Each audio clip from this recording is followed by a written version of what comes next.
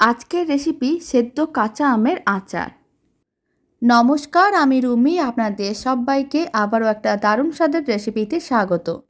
প্রথমে আমি এখানে বেশ কয়েকটা আম নিয়েছিলাম, মানে 1 কিলো আমকে এইভাবে 4 ভাগে ভাগ করে নিয়েছিলাম। তারপর কড়াইতে জল গরম করে নিয়েছিলাম আর এরকম একটা ছিদ্রযুক্ত পাত্রের উপরে রেখে বেশ কিছুক্ষণ রান্না করে সেদ্ধ করে নিতে হবে।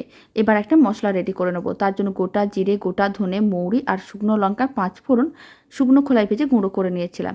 এবার বেশ কিছুটা পরিমাণ চিনি দিয়ে দিলাম আর দিয়ে দিলাম পরিমাণ অনুযায়ী জল। ভাজা মশলাগুলোকে গুঁড়ো করে নিয়েছি। এবার সেদ্ধ আমগুলোকে চিনির শিরার মধ্যে দিয়ে দিতে হবে।